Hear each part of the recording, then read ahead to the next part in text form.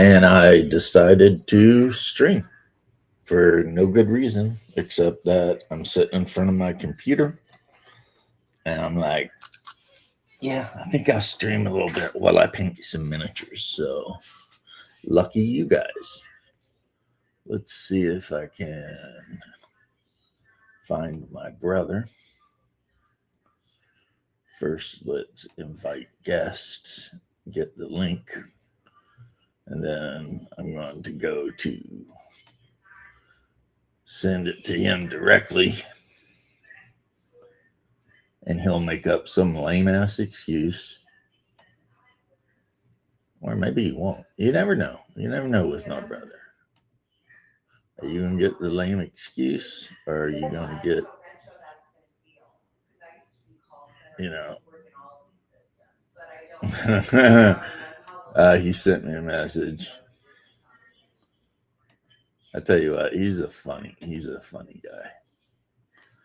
Funny guy. Okay, let me close that. So it looks like Restream has upgraded their uh, interface, which is kind of cool. It looks kind of good.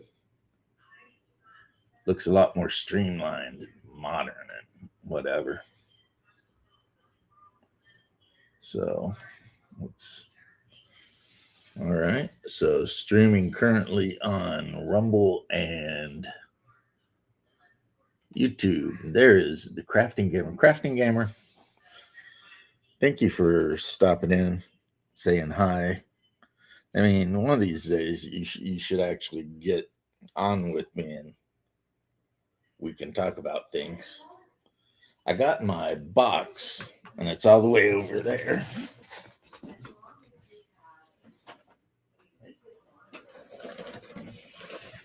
I believe this is a box full of cavemen from Reaper. At least I hope it is. Because I probably could have used the picks from the Conan board game. Heaven knows I got like 40 of them. Not counting the archers, but I needed some Neanderthals. I think the picks would have done it, but you know, I need to get a couple of Gorillons too. So anyway, let's see. What did I get in this box? Okay, I got for free because you know how they give you free stuff, and I always like to look at that. Some color of their choice of paint, and a female elf rogue, which admin notes they hand wrote. Thank you for ordering, Benita. Paint department. Oh, I love that. Black Bear Tribe Caveman and the Thing in the Well. Okay. All right. Oh, and if Paul stops in today, I wanted to show him.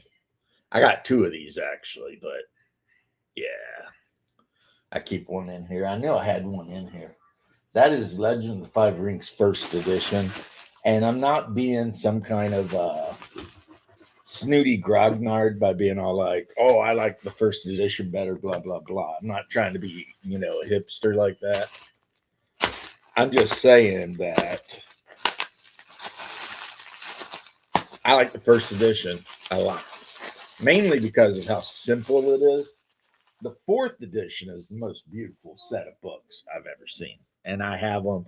And apparently, Paul says they go for hundreds of dollars. But the first edition, like that on the cover, I believe that's a Crab Clan samurai fighting against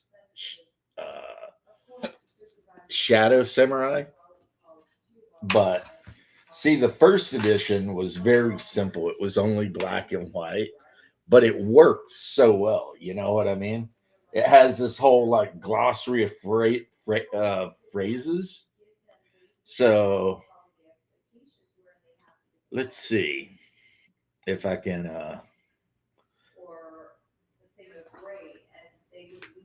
find something. Okay.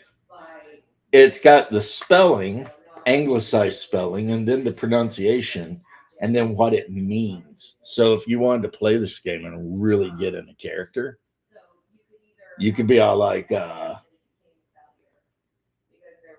Hayaku, and that means hurry up. Hidari, left. Higashi, east. Hinin, outsiders, the lowest class of all people. EI, the technique of drawing a sword quickly, making a clean kill, cleaning the blade, and then replacing it into the scabbard. Ikiryo, a family spirit, friendly or otherwise. So anyway, yeah. Well, there's my brother. The only color is the actual clan section, but these are so good, so good.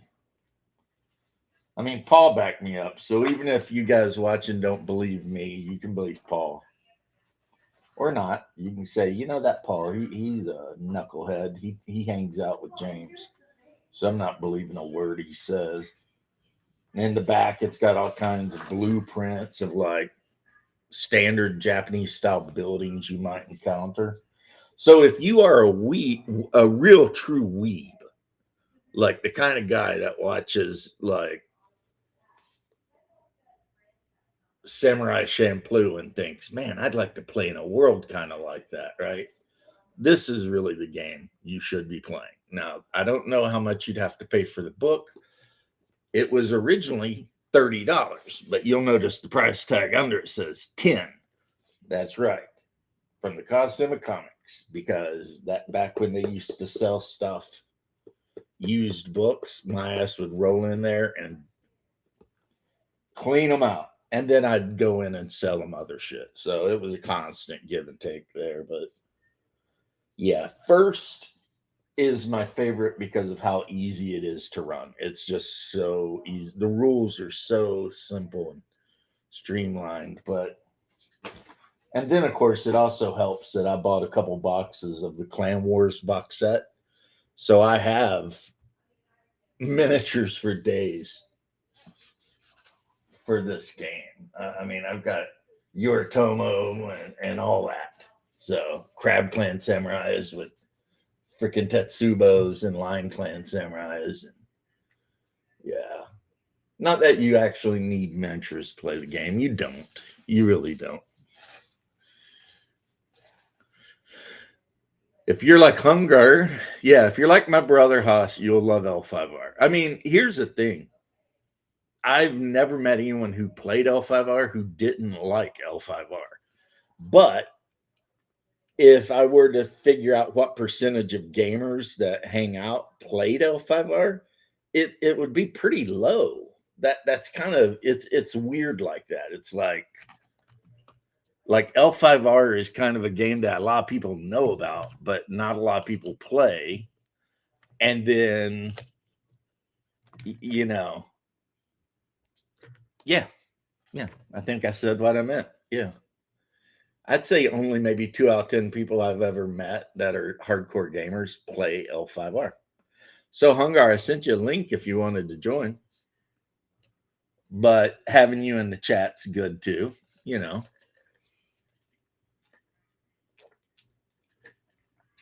So, let's see what we got here. Oh, okay. So they sent me my packs of cavemen who all look cool. This is a big thing.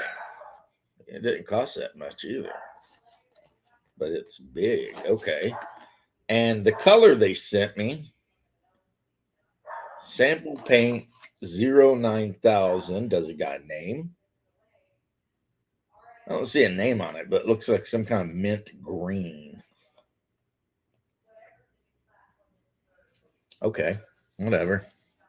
Oh, it's grocery shopping day. See, I said before I sent you the link and you joined the chat that I was like, we'll see what excuse he has today. Always something, no matter when. But anyway, I'm glad you're in the chat. So the thing in the well, is a multi-part kit, apparently.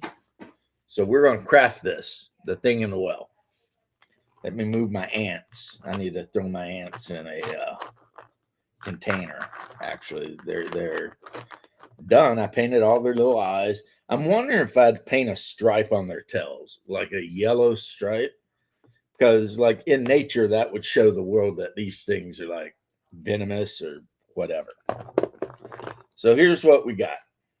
We got the base of the well. And then it looks like this piece goes in the well. Let's see if there's an actual way it goes in, or does it just go in? I don't know. Let's check that out. Let's see now. There is a little tab down there. So, okay. So it's going to go in like this, I guess.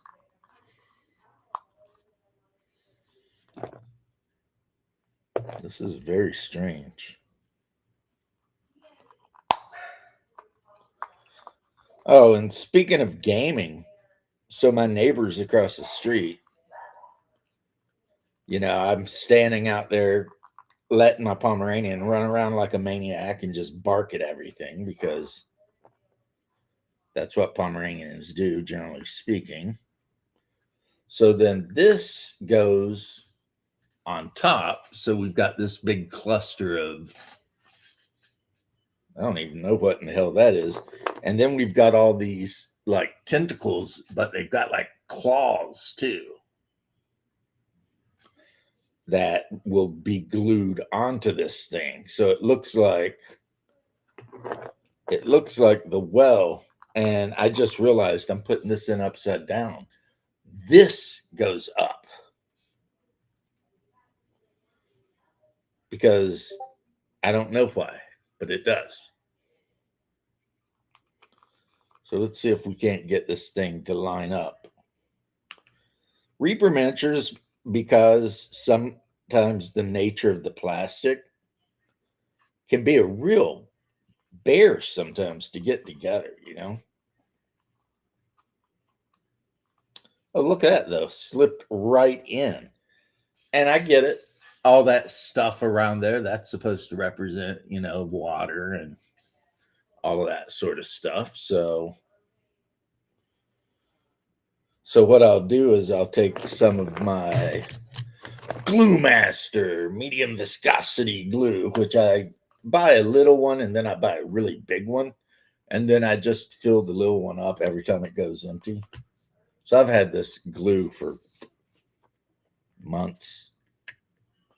And I don't use it on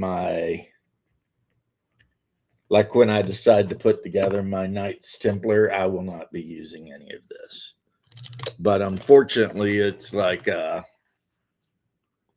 only kind of glue that will work on Reaper bones and material, really, Unless I guess you could 2-part epoxy it, but that's a bit more trouble than I really feel like getting into right this second.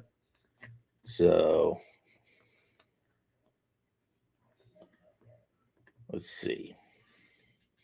Yeah, this stuff I think is like made overseas somewhere, and it's like super cheap. You can get that. The big bottle I showed off is, I don't know, $15 or something.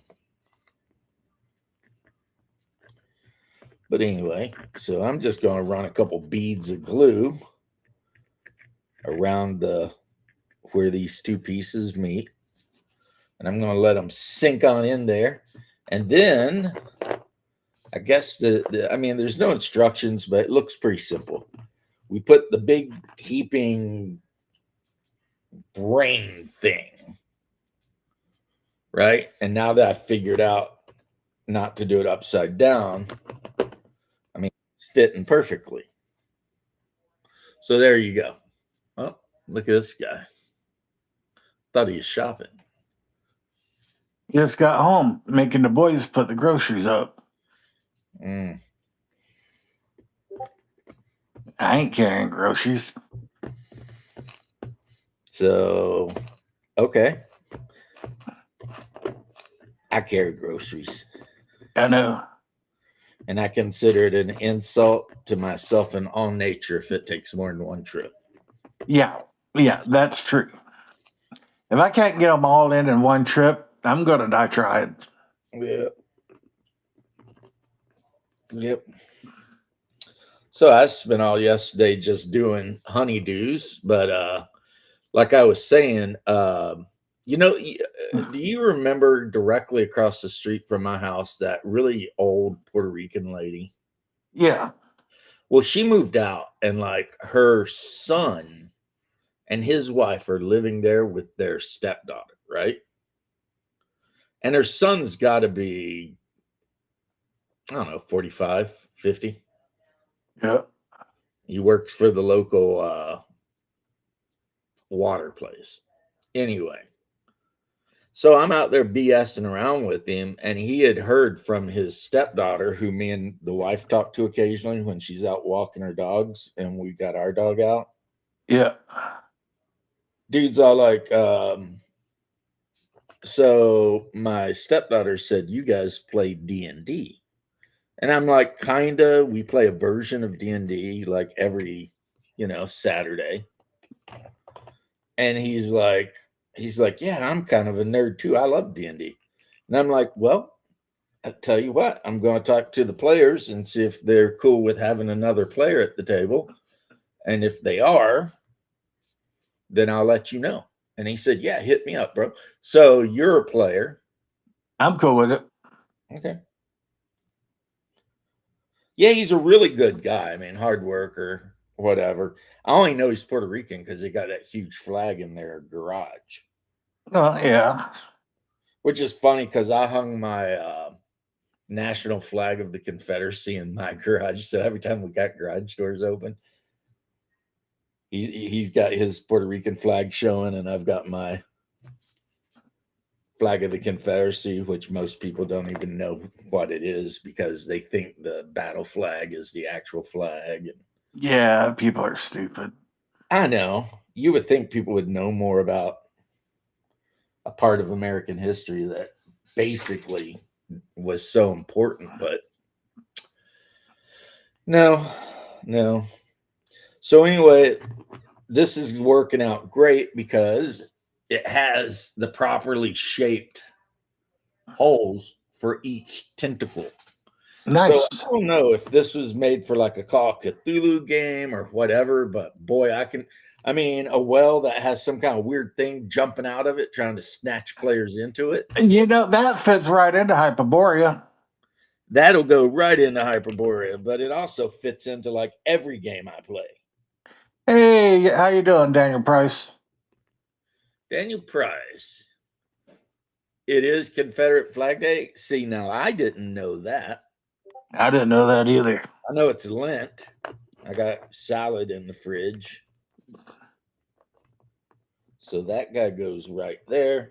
So right now, this is very important for everyone that's not Crafting Gamer, who I assume already knows all of this. I am dry fitting. And that is something I like to do because Make sure it works before you glue it. something together. And it's kind of like when I was a carpenter, the whole a measure twice, cut once. Yeah. I mean, so yeah, doing a little dry fitting here. I'll tell you what, this is a cool model for $10, man. I mean, Reaper is like that. I mean, some of their miniatures are just passable, okay. And some of the stuff they put out is just really next level good. Holy moly, it's a Shadwo. Oh, poor Shadow. Yeah, he's been a little disappointed with the fact that in the current series of comics, apparently he looks a little chubby, which I don't know how I should feel. He's thinner than I am. So maybe no, I am chubby though. So, But yeah, all of the new memes feature Shadow as a hero. He's on his hero arc now. Yeah, He lucky went from him. being the gay weirdo to being the evil vampire that kept pooping in my mailbox to being my partner in crime. I went from being the cult leader to, I ain't even gonna say it. The Pride Parade leader? Yeah, Yeah. Yeah, I don't know why. because of you. Not because of me. Uh huh. How you It's doing, Bubba? What's up, bro? I'm fine. hey, Bubba. I swear I think my camera's on Zoom. So I've got another tentacle to add. Oh, well, fell off. Let the dry fit. Well, You got- they're dry fit right now, so Don't worry, it'll grow back. Because of you, it was never glued. too far from the sidewalk. Yeah. Yeah, Hungar has either become a Pride Parade leader or a furry Oh, in all of the new memes. for shame. Shadow, what are you doing? Are you doing anything important? Did you just show up to tease me and remind me you're live, but you don't hang out with me anymore? I mean, what's going on with you? I got about 40 Yeah. minutes. I got to bounce. Oh, yeah, kids? No, they just picked up the kid. I got to go talk to an accountant. Oh, That's always fun. Oh, yeah. I guess. yeah. I got about 30 minutes and I gotta go. Just because that's how you are. Oh, you gotta cook dinner before young Master Gregory goes to work. Yeah, you want to feed your stepson. Yeah, he's working, so I cook. Yeah, I just We're going to be out, so I don't know what we're doing. I got a message. We'll just make something out of the fridge. I was like, that's why I asked the day before, so I could fall something. Everything frozen. I ain't doing shit. Go in there and struggle, honey. That's right. I'm gonna grab a burger.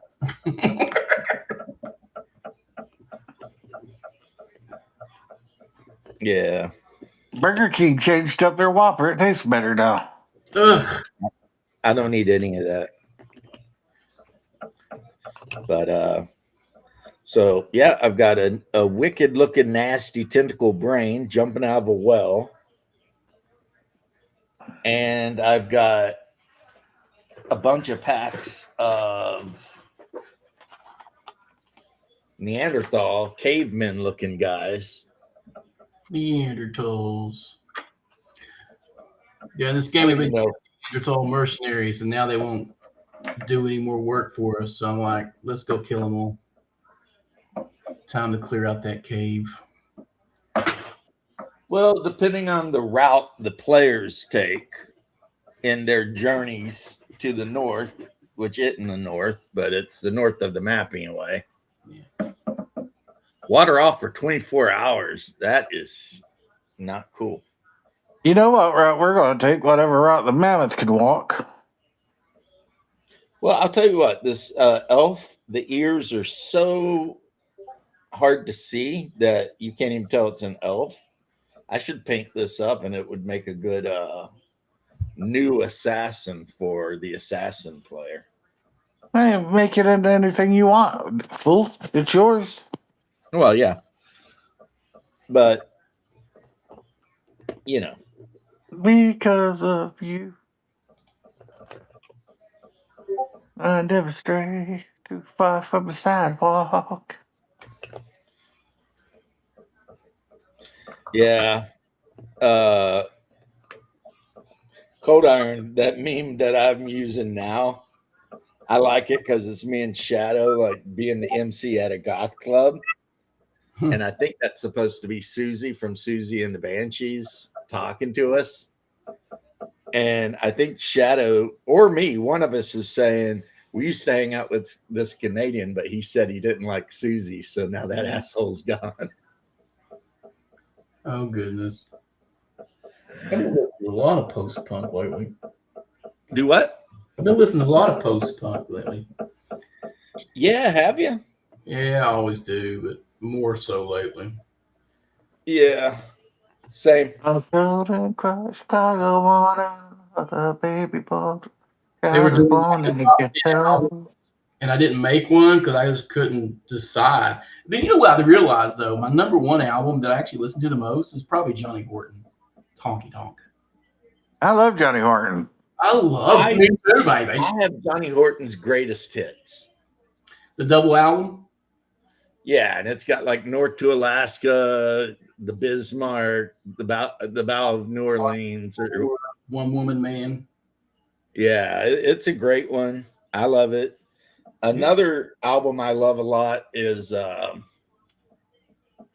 Gordon Lightfoot album that's got If You Could Sundance. Read My Mind or whatever. Oh, I love that song. Yeah. If you could read my And mind, Sundown, I think, is on that. I'll tell Yeah, but you. it was Just like an old time movie. But you know what? Yeah. There's one that I don't even have a copy of it, but I ran out and I broke my tape. It was Glad Rags and Body Bags by Zombie Ghost Train. Yeah, I'm a big fan of Marty Robinson. Way out in the West Texas town of El Paso. Yeah. I fell in love with a we all Mexican girl. Anyway, I got shut up. You know what? I'm out. You hurt my feelings. Bubba can talk and sing. You can talk about your shit. I say something. You're like, yeah, we all like it. Who cares? Shut up. My feelings are hurt now. Generally, you hurt my feelings. Yeah. No, Actually. it's good that you tell us who you like, and then it's also good when you sing a line. It's not good when you keep singing and no one else can say anything. Oh, I speak for 5 seconds in a 30-minute show, and I'm interrupting. What's your favorite Alice Cooper album? Because I was going through that and I was like, there's only one I actually listened to cover to cover. The one with Poison on it. That's later. I had a Constrictor. How about you, Hungar? Oh, he's moping. I love you, brother. Don't mope. Tell us who your favorite Alice Cooper album is. The one with 18 on it. That's like his first album. Yeah, his first album, maybe. Yeah. Is that self-titled? I think the first one. Top 10 albums. I don't even know if I could pick top 10 album. Hungar, could you? I didn't make the video, but I was going through and I was like, man, that Cooper album. I used to sing Teenage Frankenstein to myself going down the halls at school. Yeah, I could pick 10 albums pretty easy. I know what number one has to be. Zeppelin and if my 4. brother knows me well enough, he'll know what my number one will always be.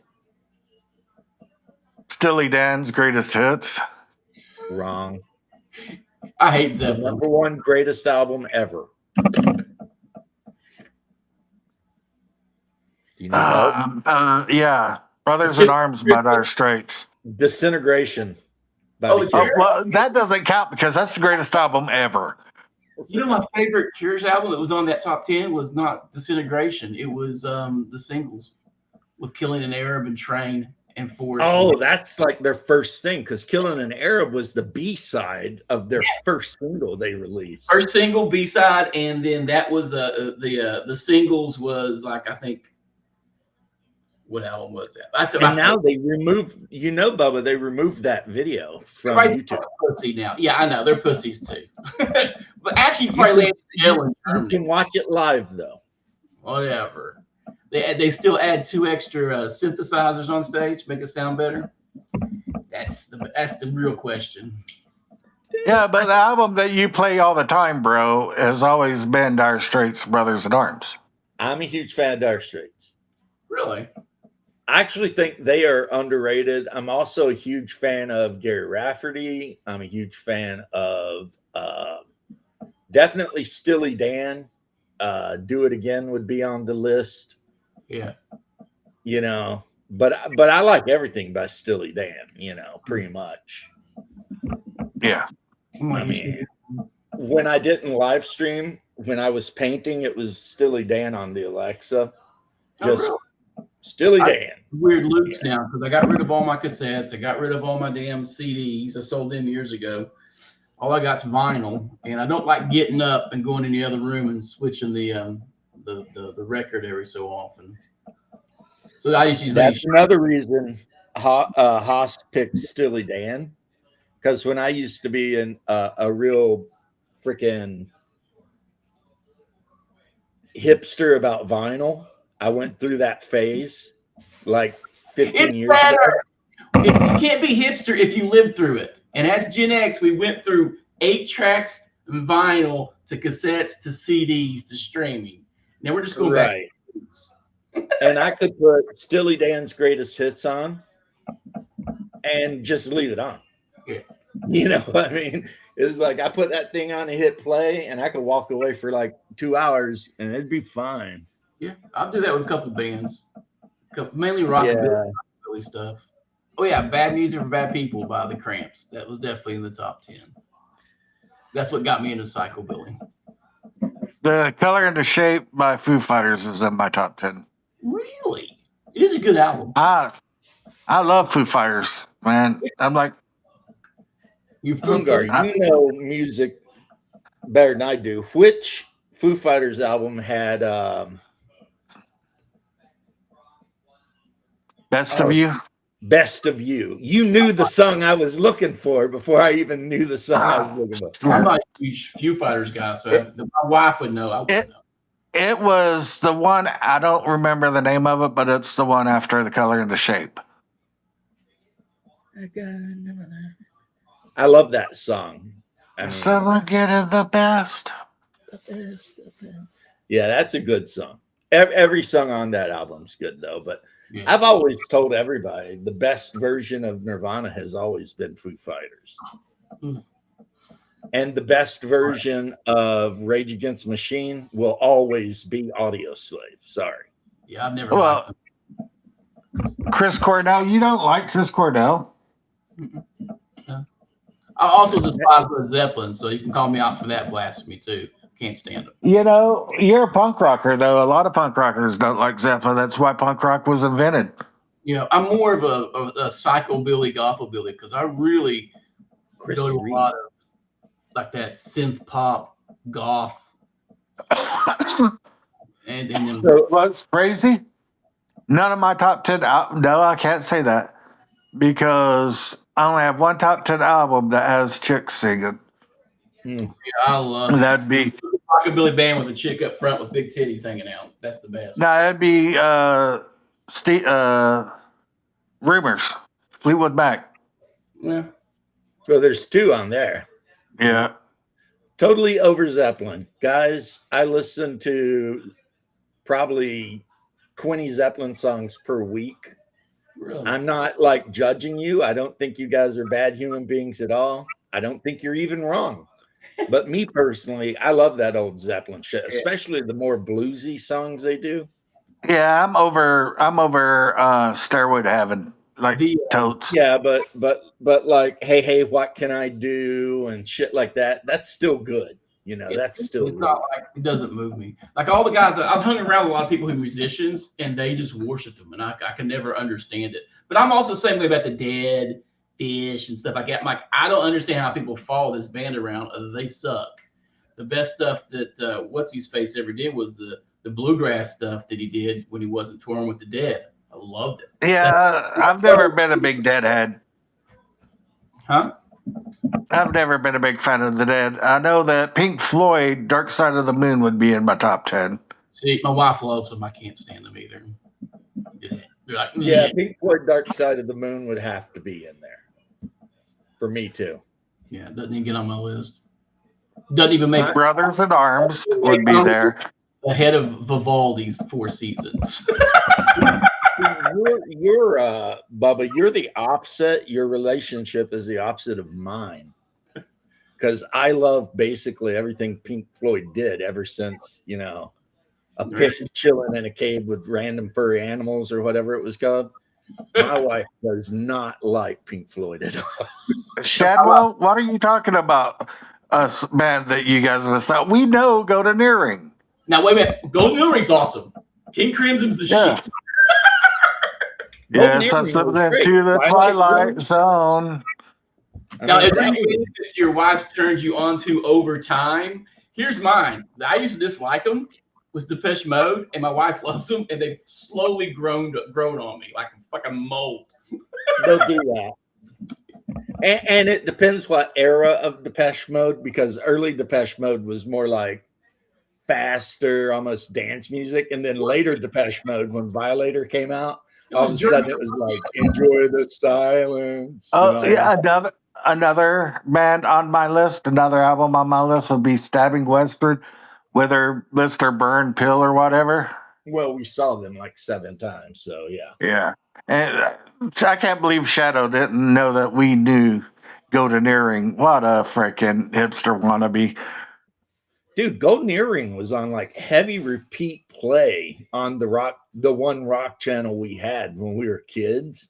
Yeah, For years. It was like you couldn't drive more than 20 minutes without hearing Golden Earring. and we blared I it love every it. time.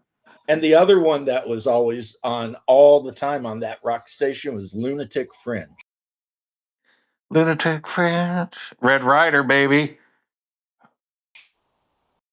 By Red Rider, Yep. who's so the hardest part, number 10, would be, or the hardest part of each album to put on a number 10 would be which Smiths album. Yeah. Otherwise, half of my number 10 will just be Smiths albums, Morrissey and the Smiths. I like Smiths. Meat is Murder's was on my top 10. Yeah, I like The Light That's Always On. This Charming Man. It's like 4th album. A Girlfriend in a Coma. Yeah, that what a inspirational love song.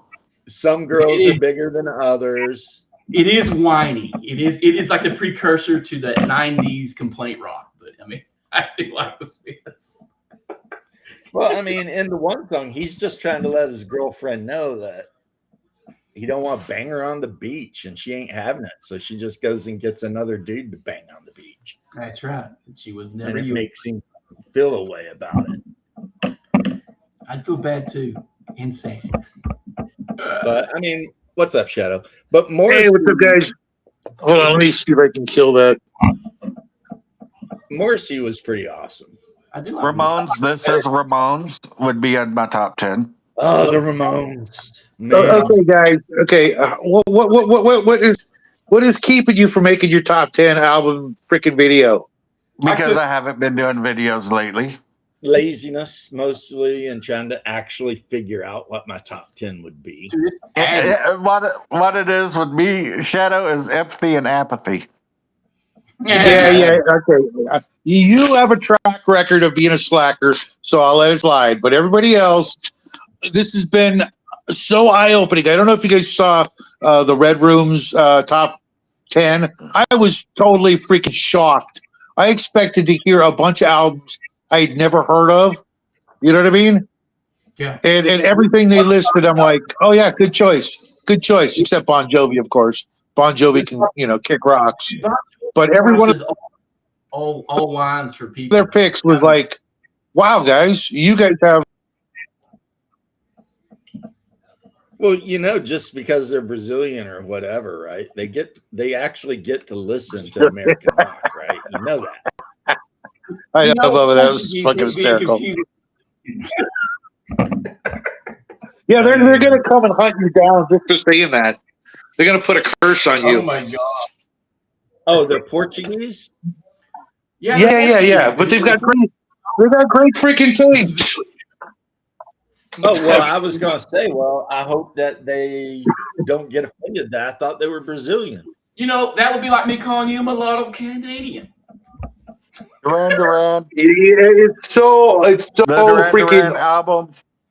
The Dude, Duran I Duran grew up album was like Hungry within Like an the hour's Wolf. Drive of you, Bubba. Rio, that would be Rio. Oh, That would be Rio. That's a good album. Yeah. I just picked up Duran Duran's first CD. It was self-titled. But guys, I'm telling you, man, getting complete collections on CD has never been easier I just picked Whichever up album Dire had Straits. Girls on Film. I just prefer That's the that. first album. That First was album, good. Planet Earth. It's got a bunch of good songs that never made it to the radio, but it's got their two Planet big Earth is hits. a great song. Girls on Film, another great song. I honestly can't think of a song that I don't like, which, might be surprising to some folks, but dude, I The got Police with Murder by Numbers. Synchronicity. That's on my list of, I just picked up. Synchronicity. Yeah, it's off Synchronicity. It was like a B side that didn't actually get much airplay, but it was a great one. I picked up all the Police, all the Eagles, all Dire Straits, everything from Golden Ring. Mentioned yet? I'm gonna have to correct you all though. What? The Cars. Yeah. Absolutely, sure. I I had mean, the that. Cars were just freaking everywhere. Yeah, And yeah, they were, which is weird because I really like them, but I've never owned a single one of their albums. I owned the one that had like the hot chick behind the steering wheel. Oh, I love that cover. Oh my God, I used to date this girl look just like that. If I could, I would get that like a print of just that cover because it's one of the most iconic covers of all time. Van Halen, 1984. Oh. Yeah, not really a big Van Halen. That was Yeah, a great album, especially growing up listening to that album with an angel with a pack of Luckies and a pack of Camels on the cover. I'm not disagreeing that it was great when we were partying out in the bush. Yeah, Black Sabbath did it better. Come on, who are you kidding? Heaven and Hell. It made my top 10 list. Van Halen doesn't even make my top 20 favorite bands. Not even my top 100. Heaven and Hell. That was Dio, wasn't it? It sure was. Awesome. Absolutely freaking seminal album for that band. That's when everybody knew who the hell they were. I got a 45 of Ronnie James Dio and the Red Caps around here somewhere. Really? Nice. Wow. Yeah, but if we're picking albums, then we got like more than just one song off an album. I mean, we got That's why I did what I did. Because, like, for example, like none of the Police's albums made my top 10, but they would make my top 10 favorite performer lists. I would listen to them, but it's not something I would seek out. Right. the Cars album that had Moving in Stereo is a banger from beginning to end. Yes, it is. Yeah, I can't think of a Cars song I didn't like. I just never picked up their albums because they were always on the radio. It was like I didn't need to. When I You know pick what I an mean? album, when I pick an album to be my top 10, though, I'm picking albums that I can put on and listen to the whole thing. Like 1984, you can put that album on and listen to the whole thing and enjoy it. Same with Brothers in Arms. Same with Foo Fighters. Color of the Shade. Yeah, see, that's just it. Like with Dire, I'll put Dire Straits on. I'll put Dire Straits on my list of favorite bands, but not one of their CDs is like free of having a shitty song. Like You never listened to Brothers in Arms. I own it. I just bought it. I just bought their whole library. You're triggering me right now saying that Brothers in Arms has shitty songs on it. First There's off, at least one song on there. I think Brothers in Arms. I don't like the song. wow. Holy Okay. shit. Here's the thing, though. You're not allowed to try to convince. I don't like Heavy Fuel. I don't like what's that one song about the bug in the windshield? I freaking hate that song. It's fucking lame. Okay. But I love they've got a crap ton of great songs. Private Investigations, Telegraph Road, all kinds of shit you never hear on the radio. But it like even Blue Oyster Cult, my favorite band of all time, they've got albums with songs on them that I fucking hate. That's why I made the list of on my top 10 if I make one. Definitely Hall and Oates. Yes. Big Private Bang Eyes, Theory. dude. Private Eyes there's not a bad song on that album. Yeah. And damn near every song on How Private about Eyes. that one with Out of Touch? I think that Yeah, I think those are different albums, but yeah, they had, Blue Eyed Soul, baby. yeah, that it's so was underrated. And you know what? You know what the problem was? That band was they were the equivalent of a guy's chick band. You know what I mean? Everybody who ever saw them went, "Oh, okay." You know what I mean by the way they looked. That's Air Supply.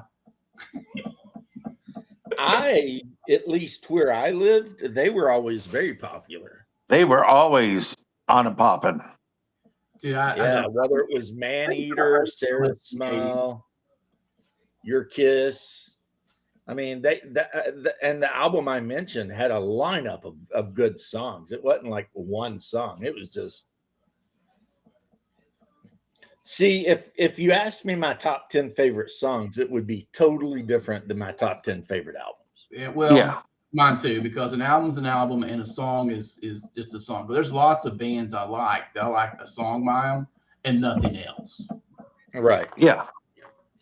Another guy who might definitely 100%, two guys who might definitely 100% catch a spot on a top 10 albums for me would be Randy Travis, his first album, and Dwight Yoakam, his first album. Yeah. Those are, well, But if you don't like country, then you're going to look at those two and be like, screw those guys.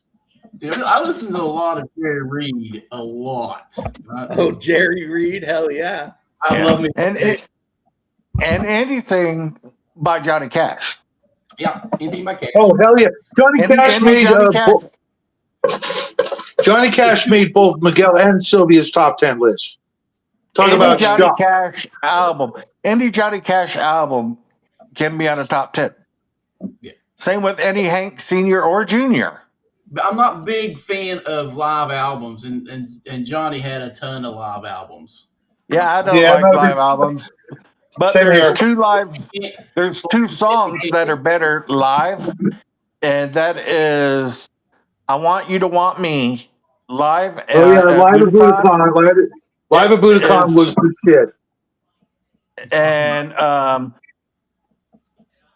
Bob Seger, Kathmandu. The live songs are better than the album songs. I'll tell you what, right now, I mean, Kings Over America would be my favorite live album. Johnny Cash live from Folsom Prison is definitely Oh yeah, a live sure. album I would very heavily Yeah, consider. yeah, that's one of the best albums made. There's some bands you can't listen to live, and that's the most new bands. artists is they're as good as the studio album as they are live, and vice versa. There's some bands that are terrible. Metallica was always terrible live, always. Right. Yeah, Oh yeah, I've been to Rush Metallica. is like awful live. I can't. I'll tell you what, I've seen Metallica like 4 times, and the last time I saw them, it was at Lollapalooza, and they were the finishing act, and we left early. They were with Monsters of Rock, dude, and I was like, man, this is not the But thing. I don't think they stopped being great at Kill 'Em All. I'm not a big White or Master of Puppets guy. It's Kill 'Em All, and then everything. James has heard me say that 1,000 times. Like they wouldn't start going downhill after Kill 'Em All. And he's like, that's their first album, and I'm like, yep. Sorry guys. I'm the wrong motherfucker. You know what? The Lollapalooza I went to did have the Ramones, and I was there for every freaking song of that set. Ramones are The awesome. thing is, guys, and I've already said this before, and you guys are only reinforcing the statement, is you can't make good metal when you're rich and happy and got a hot wife and you live in a mansion. Yeah. Oh yeah, If you want to make good absolutely metal, suffer for your art. you've got to be basically miserable. We're pumped. No. There's one exception. Motorhead. Lemmy just Lemmy can make good metal no matter what. Time to play the game. I mean, he's okay. He's good. I like him. He's got a couple of good songs, but I can't think of an album that I could just be like, I love this whole album. Orgasmatron. That's the one album I know. Orgasmatron. Absolutely. Orgasmatron. The outstretched, grasping hand. Yeah. I would take Power Slave by Iron Maiden over Orgasmatron any day of the week. Oof. Yeah. Both of them. Yeah. I like Iron Maiden too a lot, but it's Because more Power Slave has more good songs than Orgasmatron. I would take top 10 album, Velvet Underground. That's a band. with the album with heroin on it. Yeah, okay. Velvet Underground with Lou Reed. Yeah. That might be the one that had Perfect Day. I Yeah, think it's and all people about your favorite albums. Your top 10 kind of just keeps shuffling and getting longer because you start it's just remembering these bands. Which is the issue. I have my writing paper and pen here. I might have to actually write down some stuff and start doing some pros and cons at some point. I'm gonna go make dinner, guys. I listen to what? still. Go make dinner. Go make dinner. I love you, brother. Even though you're mean to me and you hurt my feelings. Well, I'm sorry your feelings. That was never my intention. I know, and I forgive you and love you. Okay, thank you. Bye. But Yeah. Take care, I'll Hungar. talk to my sibling. Hurry up and make a video, you slacker. He won't make a video. That's what I tell my siblings and grandchildren and children. He might, but probably not. Shadow's probably right. Yep. I gotta See, tell you, I will. I'm looking forward to it. That's the difference. Now that you've got it in my head, now I'm like, okay, I need to figure this shit out. Got him earwormed. And next week I'm going to do a different top 10 video. I might do the TV miniseries one that you suggested, Bubba, and then we'll go back to music. I don't want to burn it out and give everybody some time to think about it. Top 10 album, that's easy. It is very difficult for me. Can you listen to the whole freaking album, or do you listen to it like all the damn time? And yes, I do. That's why I said there has to be a difference between top 10 albums and top 10 songs. Well, they are. I mean, not songs, musicians. Yeah, I got top 10 songs. That's like even musicians would be a third one than Shadow. That's what I'm saying. For example, what concert I've seen the most didn't make my top song or top album. And that's Reverend Horton Heat. Reverend Horton Heat. Portion. I can see that. So much live that I should be a member of the band. Dude, I've seen them like 20, 30 times. Right. But yeah. See, like I've seen AC/DC. I've seen AC/DC like 10 times, and I can't stand them anymore. Really? Yeah, I'm sorry for that. I love Real Big Fish to this day. Yeah, see, that's just it. I never saw Bon Scott. I never got to see Bon Scott, and the band I was in, everybody in the band but me, AC/DC was their favorite band. So we went and we saw them like, almost a dozen times. And they just became... That sounds torturous. Yeah. But the reason Real Big Fish will never be a top 10 album is they've got Beer, Sell Out, and that Aha cover. And that's really about it. For like excellent songs. And Beer is my favorite song. But beer. Have a beer with beer. Yeah. Have you heard his Range War album? Lee Ving's Range War? His country album? Now, I will tell you who will be a top 10 guy. The original album by Cake, self-titled, I think. I can put that album on. I can put that on and listen to it all freaking day. It's a good album. I don't think I've ever heard a single one of their songs. Yes, you have. If you had the radio on in the 90s, you've heard their songs. Yeah, I did. I went out of my way to not listen to music in the 90s. Every time I turned it on, it was crap. He's going the distance. He's going for speed.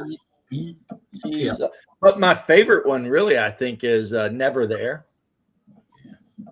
I need your arms around me. I need to feel your touch. Hey, their bass player is amazing. and gets no credit for being as good as he is. Well, because he's a bass player. Even the greatest bass players in the world, they never get credit. And then, of course, they did the remake of I Will Survive. Yeah, they're a step above a drummer as far as most people are concerned. Right. The guy that can count and the guy that can keep rhythm. That's it. Yep. So you've got the I Will Survive. Yeah, but at least the drummers get all the chicks. That's what they say. Say it. It's true. But yeah, Cake, if you listen to a Cake song, Shadow, you'll be like, because it's like musically, it's incredibly complex because they have like brass and all kinds of shit going on. But the guy's delivery is so monotone and flat. Yeah. And he does it on purpose. Did you ever see him live though? I wonder, because you get to where you get when you have the more you put on the stage, the harder it is to capture that in a live setting.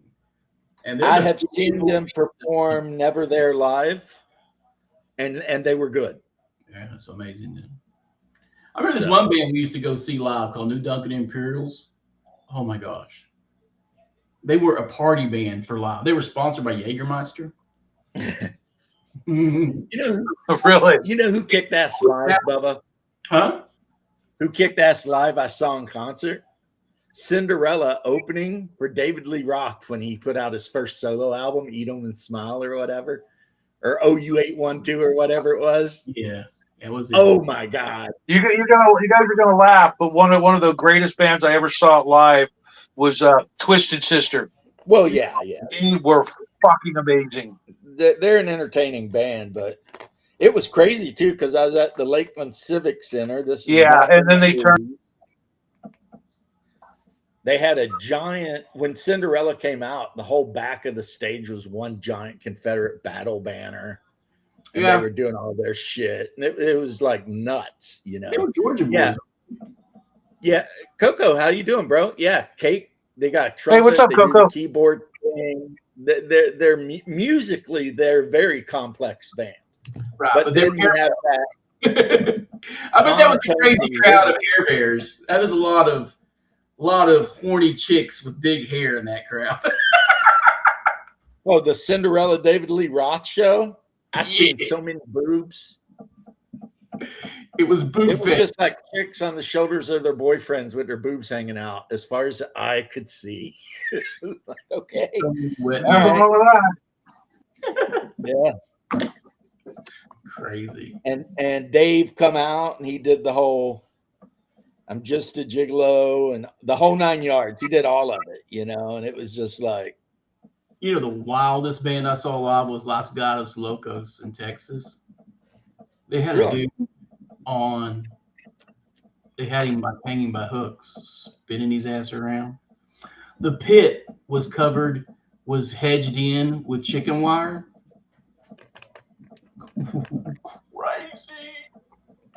I came out with the band I seen live, and a band I can absolutely say, hand up, is amazing live is Rammstein. They sound amazing live. And their shows are nuts. Like the show I went to, he pulled out a giant rubber dong from his pants and peed all over the crowd. But it wasn't his pee. The giant rubber dong was hooked up to like a hose or something. And then he lit himself on fire and did like a whole song while he was burning. Guar did something and they had a giant penis and it was filled with like this sticky shit and he got slimed if he was in the first 5 rows. It was weird. Guar's a fun show.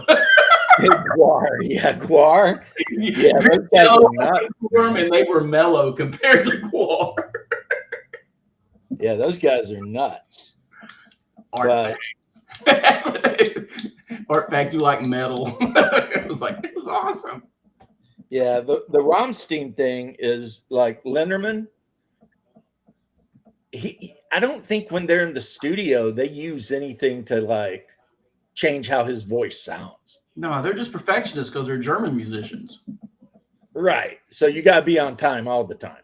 Right. He's got an amazing voice. He's and all of them have like a pyrotechnic license and they do weird ass shit. like when you see one of their shows, man, they're gonna blow shit up. They're gonna shoot fire all over the place.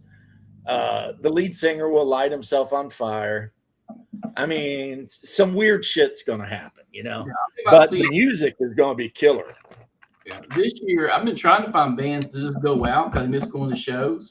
But then the artist pisses me off, or the crowd just doesn't fit. I just know the crowd's going to drive me crazy. So I think it's just going to be Weird Al and Alice Cooper this year. Social D was an option, and then Mike Ness ran his mouth, and I'm like, no more. I'll never. I don't know why they do that. I wish they didn't. I don't generally listen to what they say, but I totally get it. There are just some bands that I would never pay. Even if I liked their music, I wouldn't give them a nickel because I just trying to stay relevant. I think trying to drum up some kind of talk before the album comes out. Exactly, that's exactly what I was going to say, Bubba. It's not just relevant; it's trying to get new fans by appealing to the woke mind. Well, either way, I'm not a fan of it. You don't like Social D? Yeah, let's face it.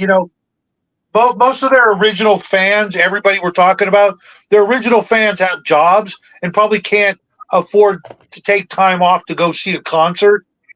Yeah, his solo solo albums were amazing, and I love Social D. But it's another one of those bands I'm really into. I like them. Not on my top. Other than them. Yeah, they were a fun band. Bubba. Yeah. Well, I got read what Coco wrote about his daughter's concerts. I can't see any of the stuff. Oh, I'm sorry. Her first concert apparently was the Wiggles, and then her first adult concert was Gwar. She went from the Wiggles to Gwar. That's pretty awesome. Wow. I got Jackie's first concert was Blue Oyster Cult. Yeah, I'm surprised. And I kid you not, it was 2 blocks from. Yeah. I got for some reason, I'm not surprised that Jackie's concert was Blue Oyster Cult. Let's see what happens here. I don't know what happened to Shadow, but Bubba had to leave. Okay. Yeah, he said he had to in a little bit. Shadow, it looks like it's trying to load. So there's something going on with the internet with Shadow. Today, because, I haven't been streaming every single day, I logged on and like the Restream interface is totally different, but in a good way. That's interesting. Like they've changed stuff. That's a good thing. If it's in a good way. Yeah, it's in a good way. They've like changed stuff. They've put it in spots. There's Shadow. Yeah, I'm on twice. Let me kill the other one. I don't know why that. Double Shadow. Double Shadow. We got Shadow. Now you got me in stereo, baby. Blue Oyster Cult tickets like $10 for the 3 of us. It was at this little park that's down the street from my house. The wife surprised me with tickets. Jackie was like 3 years old. He already loved Godzilla. Gotta have more cowbell. Yep, and he loved it. And of course, I was sick as a dog, and I could have walked up and like shook their hands and shit. And I'm like, I ain't getting my favorite band sick, Go up all runny nose. I'm your biggest fan. I'm your biggest fan. I wasn't doing that. You know what I mean? So, Shadow, I want to know if you think you can guess what my favorite Blue Oyster Cult song is. Better than the Psychic Wars. Close. That's number 2. Burning for You. That is a fucking amazing song, but it's not my favorite. I mean, and everyone loves Don't Fear the Reaper, obviously, but but if I never hear it again, I won't complain. And then you turned me on to Black Sword or Black Blade or whatever, which I think is cool. It's a cool song, but I think their best song, or one of my favorite songs of theirs, is a song called Golden Age of Leather. See, off. for some reason, that sounds like that really should have been a Rob Halford song. Well, it's believe it or not, the drummer of the band had this really really strong country and western vibe. So that album Spectres that had Godzilla on it has like a couple of banging freaking country western ballads that just freaking just amazing. You if you heard them and you didn't know it was Blue Oyster Cult, you'd be shocked to find out that was done by a New York freaking, you know, hardcore New York band that just apparently freaking nailed it when it came to country and western. Yeah. Home in I'll the see if I can find valley. you a link to that one. Home in the city. Home isn't pretty. Home will never be. Me. Yeah, it's a. And to be honest, I think the original version of that song was by somebody else. I like Last in Line by Dio. Sabbath or Dio. Yeah, that was a good one. So I have got in front of me 12 Cavemen from Reaper. And they're not cavemen. They're not Reaper the white plastic. They're like the next. Black. They're not black either. They're like in between. Well, that's what it's called. The line's called Bones Black. So a lot of them, though, they only have one set of 4, and they all basically come with the same weapons, which means I'm going to have to do some weapon swaps. But because they're plastic, it's going to be super easy because I just snip out the weapon they're carrying and then grab a Stone Age looking weapon and drill it in, you know? That's what I'm doing right now. Cal Vanoni, he sent me these 7 giant miniatures, you know, like Kill Giants or whatever. Nice. And they're all metal, and I think they're lead, but they're recently made, like for a Kickstarter a year or 2 ago, and they're all like multi-part, so I have to pin, like at the very least I have to pin them to the bases, Right. and it's a pain in the ass because, you know, hand drilling through metal is, you know, the worst. But you're the one that keeps going off about how much you love your metal miniatures. I absolutely do. I can't wait to get these onto the bases so I could then primer them and start painting them. But I've only got like 2 or 3 of them done, and they got some like really goofy poses. A couple of them are actually bowling, if you can imagine that. And one of them, I kid you not, they have like 9 different heads with 7 different bodies, and I got this one that's going to end up looking like Morgan Freeman playing basketball. And I mean, you know, you could paint it any way you want, but I looked at that face and I went, okay, I'm painting it like Morgan Freeman. That is hilarious, actually. Yeah, right? You know, because I mean, I could have, you know, because they're multi-part and you can switch the heads and the weapons and blah, blah, blah. I'm like, I'm going to have some fun with these and you know, just make them goofy. Not all of them goofy. There's going to be a couple that are going to be, you know, pretty serious. But I just, you know, because I kept like I would take the bodies and then I would, you know, like try each head to see which was, you know, appropriate or looked good. And when I got to the one, I was just like, oh my god, I got to do it. I got it. You know, no racism or nothing. Just, you know, I mean, who doesn't like Morgan Freeman? But Right. you know. Or should I say, It makes me sad that you had to say that. You know, in the world we live in, you know. Well, people will be pissed off because I've got my painted Mike Pondsmith miniature. Yeah. Because Cyberpunk Red put out a Mike Pondsmith miniature, except he's a Night City detective. Nice. But it's Mike Pondsmith, 100%. It's him. And they put out another one of the other guy that helped him make the game. So that was kind of like a special collector type thing you could get. I remember when it came out. I didn't get it because I'm not a big Cyberpunk fan. I used to own the game, and I wish I would have never sold it. But I just don't like the idea. Like, there's something about cybernetics that just kind of, I don't know. It's just not my thing. And mind you, I have a book that my dad left me from the 1950s called "What Is Cybernetics." Hmm.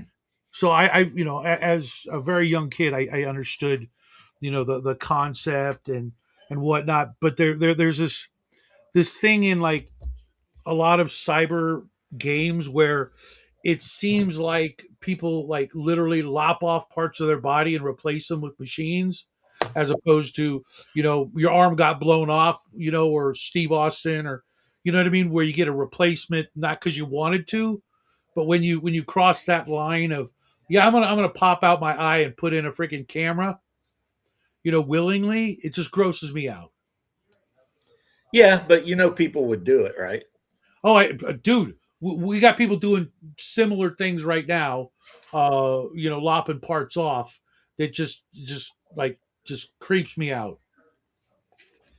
Yeah, imagine if you had enough money, say $250,000 or more, and you could pay to go under into surgery. And when you woke up, you would be wired to the point that when you mentally activated the cyberware, you can move like 5 times faster than any human, natural human. Well, yeah, but see, here's the thing. And your brain actually could think so fast that you would be effective, not just bouncing off of walls like a cracked out squirrel or something. Yeah, here's the thing. I mean, it would destroy professional sports for sure.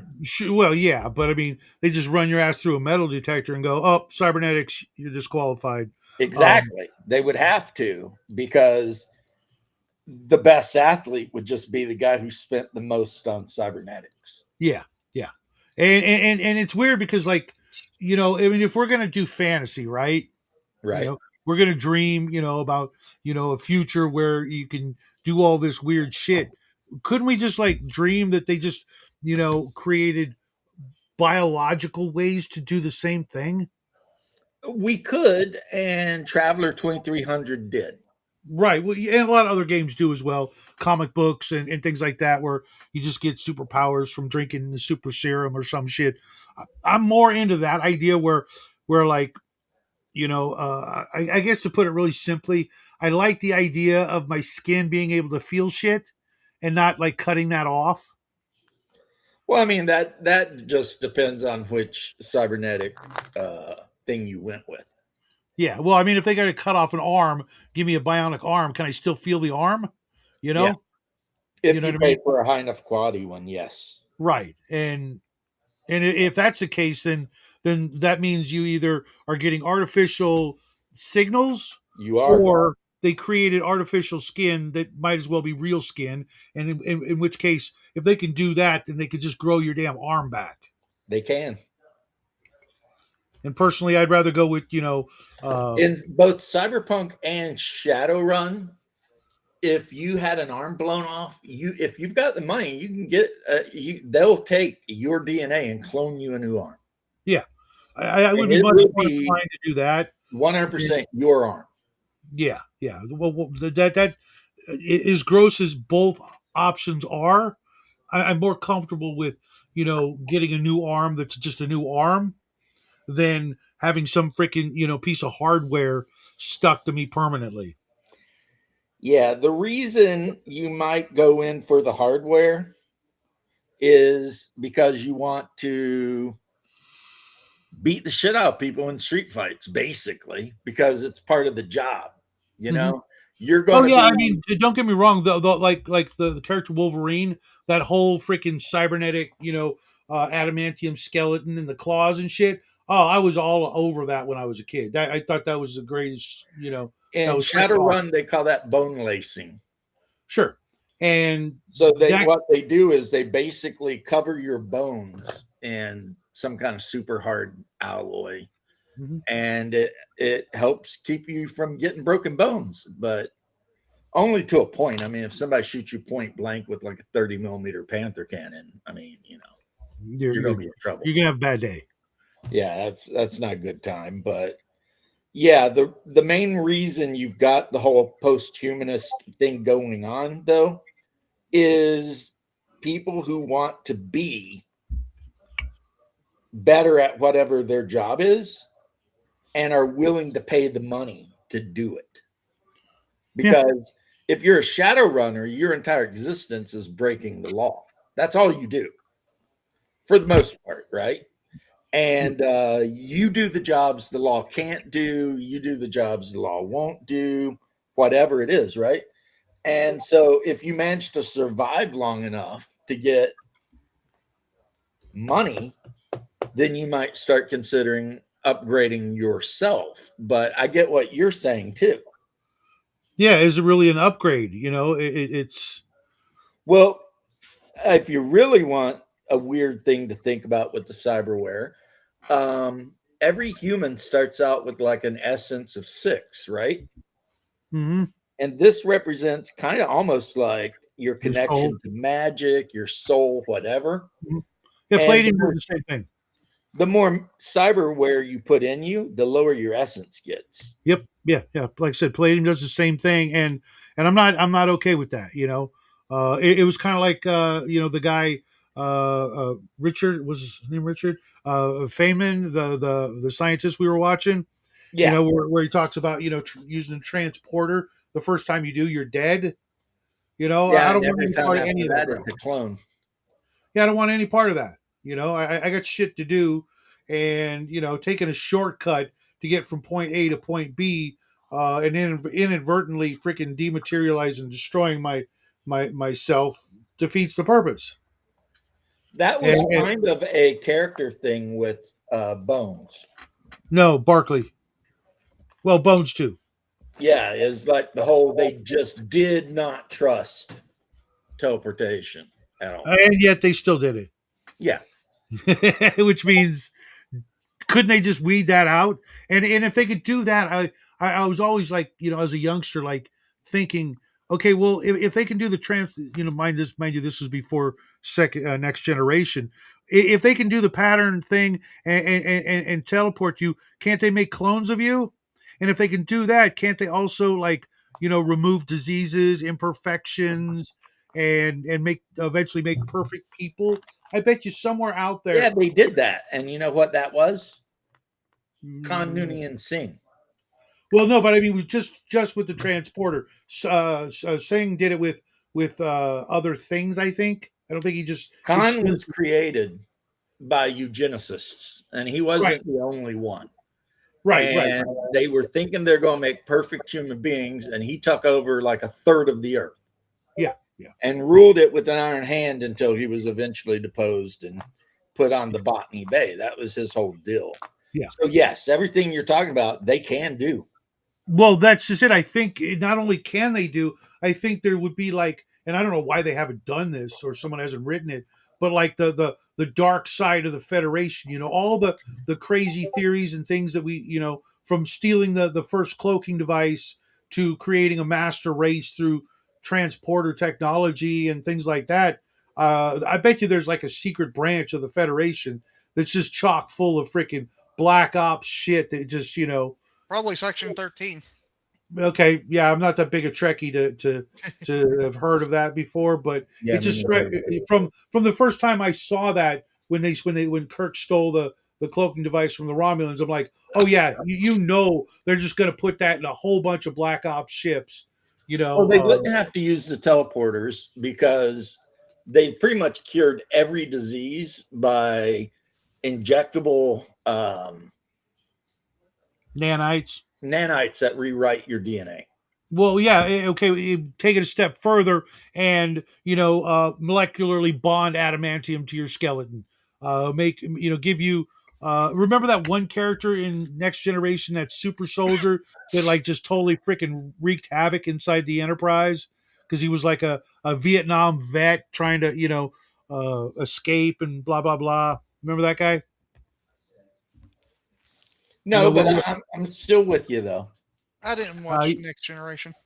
Yeah, there was this guy. He was this planet when they made these super soldiers, but then when the war was over, they put them all on the moon as like to keep them away from polite society, and they sort of rebelled. And this one guy, did all this crazy stealth shit and just made everybody on the Enterprise look like freaking first year cadets. In trying to protest the harsh treatment of the soldiers, kind of a you know, sort of addressing the Vietnam vets without, the way Star Trek did. It would talk about things, but clouded in science fiction. Right. That was what made old Trek so good. Is they would. Well, they did it in New Trek too, but they did it in a much heavier handed. Well, maybe not heavier handed, but they did it more because there were more episodes. So after a while, it just became okay. What's the preachy message of this week's episode? Oh, okay, fine. I don't care. I'm changing the channel. Well, I mean, the thing is though, like, yeah, why would you do something? Let's say I am just rando James McKee, and I live in the dystopian future that really sucks, and I've managed to accrue enough money to upgrade my body so that I will be more likely to survive. Do I do it? My answer is probably yes. Mm-hmm. So if that society has done away with philosophical ideas and religious tenets and things like that, it hasn't, but in Shadowrun, the future is dystopian as hell. Right. If God people is completely in North America are homeless. If God and religion has become, weakened and destroyed through different ideologies and things like that, then absolutely. Well, I mean, here would be an argument you would hear possibly someone who is maybe Orthodox say to you. They would say, yes, my body is my temple and I'm decorating it. Because that's the excuse some people give for tattoos. Mm-hmm. So you would always now we'll never know if that's correct or not until it's too late. But that is the main excuse you hear from people who have. Yeah, but I don't think like tattooing your body, even if it is a sin, it's one of those upper echelon sins to where you're kind of screwed. You know what I mean? Well, okay. Here's the thing, though, and that's like a very Protestant way of looking at things. Sin is sin. Mm-hmm. Yeah, but if you think you can make the argument that there's more than maybe one or two sins that are worse than well, you've got the 7 deadly sins, but after that, sin. Right. I mean, like the Epstein files kind of sins, those got to be at the top of the list. Just saying. Well, I mean, Christ did say about harming these least who believe in me, but I don't want to get into the theology necessarily of that. Right. I'm just saying that, yes, there would be Christians who would absolutely get wired reflexes 3. And if somebody asked why they wired their shit up like that, they would tell you, I am perfecting the temple. Now, would they be right? I told you, we won't know. You know what I mean? Like I said, if they're doing so to try to further, the word and on a mission from God, and have at. Or maybe they're just doing it because the next time they're walking down to the stuffer shack, they don't want to get jumped by a band of orcs and not be able to at least get away, or at best whip all their asses. Mm-hmm. Because a street sandwich wired 3 against some just normal guys, that's not going to be a fair fight. because that guy wired 3 will go like 7 times before they move. Sure. And Sure. of course, I'm exaggerating a little bit, but so again, never underestimate the ability of humans to justify whatever the hell they feel like they need to do to survive. And if you are a guy living on the streets and you just lucked out on a job and got the money, and you know a cyber doc that's willing to hook you up, you'll justify it if it means you get to live one more day. Humans are like that, you know? It's like Jordan Peterson said, half the people who think they would be good guys historically would be the ones guarding the camps, because that's how humanity actually is. Certainly. We all want to be the good guy. So I, at least, am trying to be honest with myself.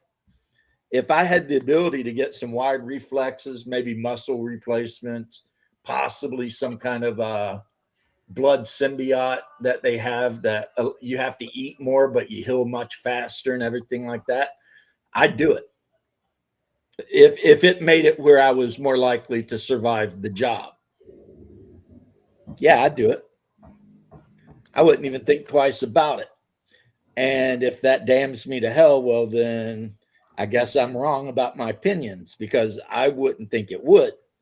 But I don't know for sure. That's the risk I guess I would be taking. You know what I mean? Mm-hmm. Now,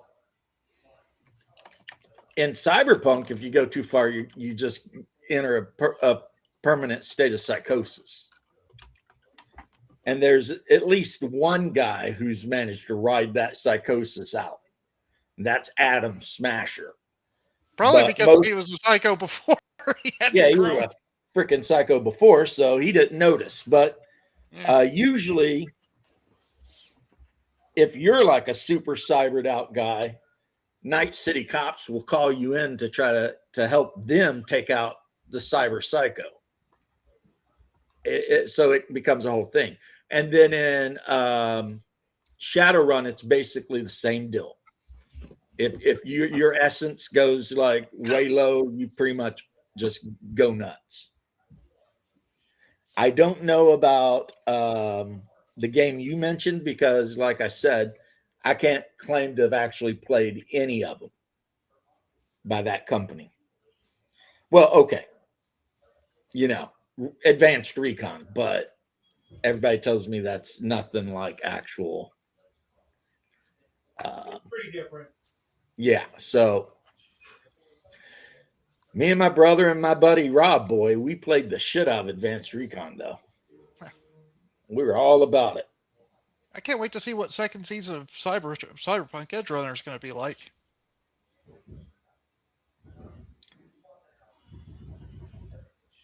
Yeah, the first one was pretty good till Yeah. Adam Smasher showed up, and but I mean, you know, the kid was turning cyber psycho himself, so I mean, it's the story of Cyberpunk. There is no way. There's not really many ways out. right. But I think Well, the woman got out, didn't she? Yeah, kind of, but she did not get what she wanted. Yeah. See, I wish they'd do a cartoon about Shadowrun, but do it as serious as the Shadowpunk Edge Runners was done. Fair. Now they kind of, sort of, almost did that with Bright, but they changed too many things for it to be like an actual, you know, whatever. Shadowrun game.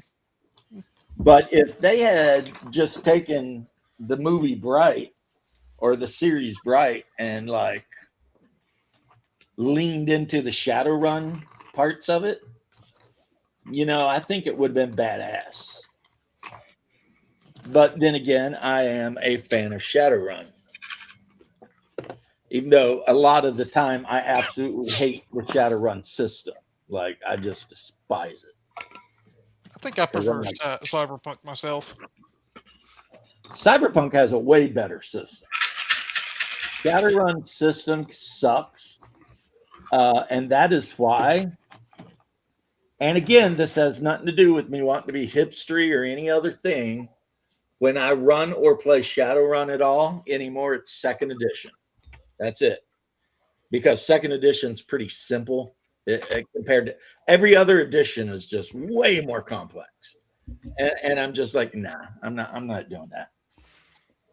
I'll just play the least complicated version, and I will actually streamline the rules of the least complicated version so that, you know, it's even more streamlined and not complicated. And then that's what I'll run.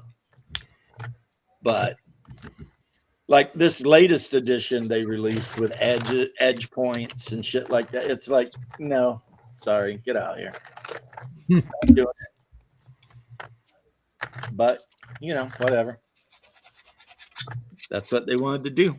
And they can do what they want to do. But, yeah, I played second edition Shadowrun for the better part of a decade. Really? Player even, which was pretty interesting. So I've got great memories of that game, you know. Really good memories of that game. I had a good time in Bubba's game last time. It got a little chaotic though. We fought Luft baboons. You fought what? Luft baboons. Flying baboons? Yeah, winged baboons. We call them Luft baboons because of that song 99 Luft Balloons. That's pretty funny. 99 Luft baboons. Hopefully we got most of them already. That is pretty funny. Yeah, that's pretty something. My players managed to defeat the ancient curse shadow demon thing that had been feeding on the villagers, taking one every week. And so they permanently settled that shit. They ended up killing the chief of the village because he was paranoid, and replacing him with the guy who ran the tavern. And then, like I already told you, Timmy, the guy playing the Greek may or may not have knocked up one of the milkmaids. Yep. Because that's what these idiots do. Always happens. And, yep. And now they are on the back of their giant woolly mammoth, which isn't a giant woolly mammoth. It's just a woolly mammoth, which means it's already gigantic, right? And they're heading from Swamp Gate, which is the town at the edge of the swamp north of the big city. So, Shadow, think Lankmar. Mm-hmm. You know how there's the giant causeway and all that? Sure. Well, Cremorium's that way too. Well, It's surrounded by swamp, but there's like a causeway. And at the end of the causeway, before you go into what they call the wastes or whatever, there's a town called Swamp Gate. And except this swamp is full of like tar pits and actual like ponds and lakes made out of crude oil that have bubbled up. So a job people can have in the swamps is to gather up the oil and take it back to the city where it's used in the manufacturing of, you know, metal and stuff. And then Zambala is just a trade village on an inlet in the desert, a good ways away. But that's something I'm supposed to be doing this week, is figuring out if they have any encounters, what they are, and how I want to deal with it. One of our guys, we found some clockwork insects or animals. One of them was the centipede that works. The other two one was a cobra, so that one sadly didn't work, and the other one was a scorpion. which also didn't work. Hmm. But well, our group's got a centipede that follows us and helps us in combat. Yeah, the Atlantean married a old crone who had been cursed and now is a beautiful Hyperborean woman. That's like a high level, like 6-level mage. Um, and she does all of her wifely things she's supposed to do, like fixing him food and stuff, but she hates his guts Of course, because she's Hyperborean and he's Atlantean. And Hyperboreans basically hate everybody. You know, it's even weirder because he's like 5'8" and he's got gills, and she's like 7 foot tall. Because the Hyperboreans in the game are basically like Elric from Melbourne. Melna Benet. They're like really tall. They live 300 years. They pretty much think all the other humans are like subhuman. And so yeah, part of the curse being broke is she has to be his wife, but that don't mean she loves it. You know what I mean? They tried like hell, and even she tried like hell to get the Hyperborean in the group to marry her. But in her cursed form, she looked like a withered up little walnut of a thing. And the Hyperborean in the group was like, I'm not marrying that subhuman. And her curse didn't allow her to tell him anything. You know what I mean? Mm-hmm.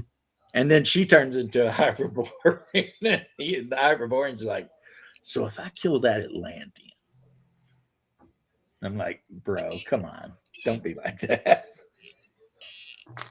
But he was thinking about it, though, Shadow, for sure. Mm-hmm. So, yeah. So, and I even reminded him, if you just went back to the city, you could probably catch a boat to Zimbala, take a third of the time. And the cleric's like, I am not leaving my mammoth. And I was like, okay, then. I guess we'll be walking. Not leaving his what? Mammoth. Oh, mammoth. I heard manor, and I'm like, what? No, I showed you this, right? Yeah. Just the way it hit my ears. They spent all their money and bought this. And the Nice. cleric Very decided nice looking he's mini. going to drive it. Yeah, that's a nice looking mini. Well, thank you. So now they don't go anywhere. There's a negative to owning a mammoth, too. If you don't feed it regularly, then the less food it gets, the greater the chance it will just go berserk and kill you. Feed your mammoth. So you definitely want to make sure it gets fed. Sure. But so pretty much the cleric has totally fallen in love with the idea of owning a mammoth. And he has started making all of his player like choices based on how it's going to affect his mammoth. Which, I mean, I think it's funny, honestly. I'm like, yeah, you do you, right? Well, I mean, if you're going to take over the responsibility of owning a creature such as that, it's a responsibility. Yeah. And he's taking it serious. He's watching it and making sure it gets fed and all that. So yeah, I mean, think of the repercussions if he made a mistake and it went crazy and killed some poor innocents, Or if it went crazy and killed all of them. Right. Because the mammoth you can buy in this game is like 12 hit die. The average level of the group is 3. You're not killing that. If that mammoth goes off, they're in trouble. You know what I mean? It'll stomp a whole town into the ground. So, which I was telling Haas earlier, I asked him, so far Haas and my wife agree, and I'm pretty sure it'll be 100%. It turns out that the neighbor who moved in across the street from me is a gamer as well and has expressed interest in joining my table. Nice. Yeah, he's a 40-year-old dude. He works like as a plumber, and you know. Now he said he's not 100% sure with his schedule how Saturdays look, but to hit him up, you know what I mean? Nice. And everybody at my table is so cool that as long as he's cool, he's going to be fine. You know what I mean? It's going to be just, he'll fit right, you know? And since my buddy Tony refuses to leave his house because even though his cancer's in remission, his immunity is trash, right? So, I mean, if people are worried about checking boxes, well, now I found a new Hispanic. So there you go. Cool. I'm checking my Nothing worked out. boxes. Nah, I was just joking about that last part. Honestly, I figured that. I mean, Yeah, I've never known anybody, whether it be gaming or otherwise, that thought or acted like that. yeah, it just seems to be something that it's artificial. Like real people, you know, you meet somebody, they shake your hand, you have a conversation a little bit, and you get a feeling. This guy seems like a good guy. And then based on that feeling, if you're me, you talk to the rest of the players to see how they feel. And if they're all cool with it, then you invite him over and let him either You're a make new a player. character or pick a pre-made and throw him in the group. Which is what I'll probably do if things work out. But it's pretty exciting. I always love when I can convert someone who used to play like 5e into like anything else. Yep. And so it'll be good, you know. Most of the people at my game table, except for Haas and my wife, were 5e players. Hey, there's Paul. Yeah, Paul, what's up, Paul? I was waiting Paul. for you to show up so I could show you. Yes, this is one of the copies I own. Of Be what? ready for tomorrow, Paul. Legend of the Five Rings, first edition. Nice. And on the back it says $30, but if you look at that price tag, it says 10. Oh, nice. Because I bought Yeah, this used from a local game store. Because someone was dumb. This is the Really? version of the game I enjoy. Yeah, they sold it for probably $5. This is the version of the game I prefer because it's the easiest to run. It's super, super simple.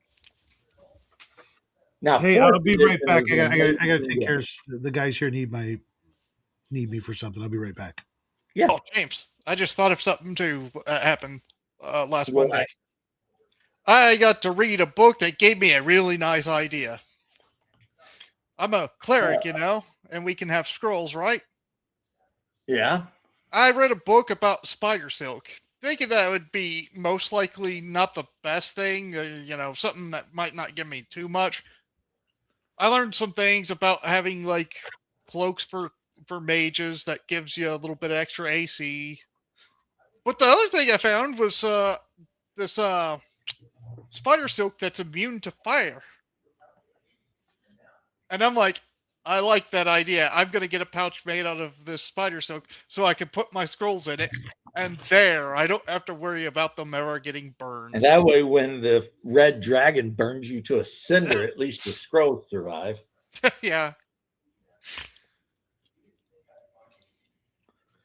I don't know what you're up to, PB, but I threw the link in just in case you want to hang for the next 20 minutes or so. We were having a pretty Shadow and I were having a pretty freaking philosophical debate on cyberware and whether he would get it or not.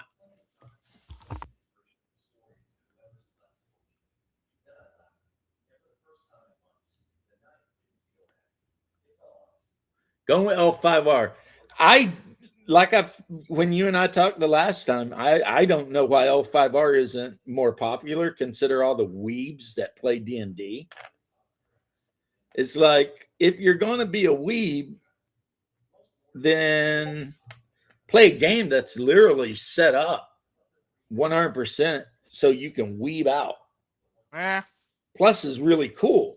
So, you know, and that is 100% L5R. Still at work. So by the time you get home, I'm going to be gone into the wind. That's too bad, but I'm glad you popped in to say hello. Yeah, and I've been explaining to Shadow why you would want cyberware and Shadowrun, and then the moral implications of it. Me personally, I think that if a higher power, and I'm going to go with God because that's what I go with, if he can forgive you for getting all tatted up, he could probably forgive you for getting Wired Reflexes 3. Yeah, he probably would. Because, you know, that one, it's not that, it's, I mean, it. Now, what you do with the Wired Reflexes 3, he might have a problem with. But, yeah. You know. But I think a lot of people don't understand what a dystopian setting Shadowrun is. You know, like almost everyone is homeless. The unemployment rate's 50% or more. You know, so you've got like giant arcologies owned by these megacorps where people actually live and work in the same gigantic building, mega structure, let's say. And then you've got like infinite homeless guys and gang members and shit like that around it. And you also got Scott Brown. Agents. No, that's Cyberpunk, but it's the same thing, except Cyberpunk's. You were talking about Cyberpunk. I guess you're talking about Shadowrun now. Yeah, I was talking about Shadowrun. Okay. So, like, as technology, they have a gigantic building in Seattle. It's not as big as the Arasaka one or Renraku one, but it's big, right? So you can have people who literally they work. Oh, did we lose? I guess we lost James there. Shop and live in that building. There he goes. His camera still froze though. This is a little weird. Is it on my end? I hope not.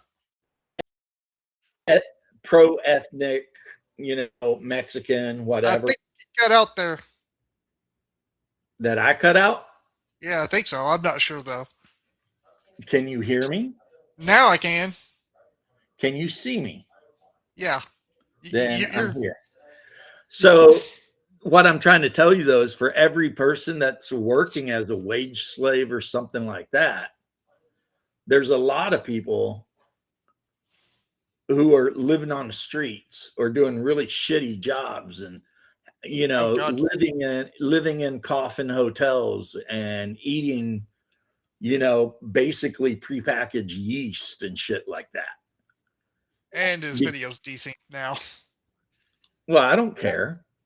Okay. As long as you hear me, you don't got to see me. Viravant, all your Hans der See. Anyway, don't worry about it. Bromstein.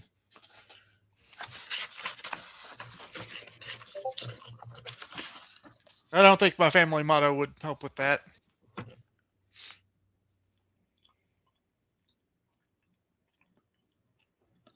I am looking for something and I am not finding it. And that is making me indifferent. But yeah. So that's the situation, you know, like Timmy, can you hear me? Timmy, yeah, right. That's the situation. The unemployment rate is insane. And on top of that, everything that a person basically needs to live. What's up, Nerdy Ogre? We're talking about Shadowrun. Everything a person basically needs to live is very expensive. So it ends up putting people. Yep. I gotta go. Time for dinner. I'll see ya. You go, Timmy.